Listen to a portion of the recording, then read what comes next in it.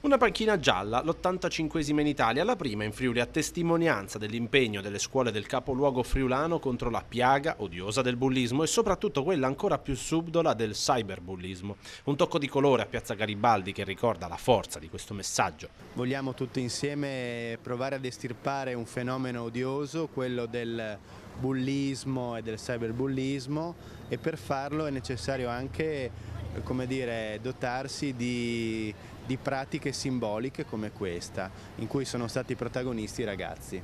Ci deve essere una sensibilizzazione, un lavoro sia da parte dell'istituzione della scuola che dei genitori, perché ovviamente ci deve essere comunque un'alleanza educativa, e ci ha fatto piacere l'appoggio appunto da parte del comune, perché può diventare appunto un simbolo la panchina che coinvolge anche molto i ragazzi, perché sono stati i ragazzi della seconda E, che è qui presente, a dipingere con una vernice atossica.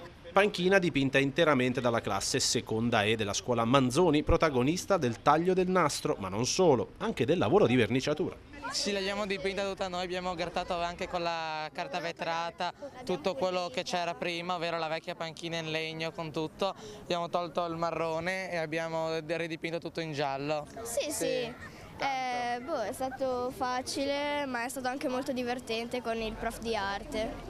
Il messaggio che deve trasmettere questa panchina è quello che non ci deve essere discriminazioni di genere o di personalità che avviene tramite un cellulare o un computer, quindi cyberbullismo, o nella realtà. È un'azione che nasce all'interno delle classi in modo che i ragazzi stessi diventino promotori di azioni antibullismo, che imparino a denunciarlo, che imparino a riconoscerlo e imparino anche a difendersi chiedendo l'aiuto degli adulti, degli insegnanti e delle figure di riferimento.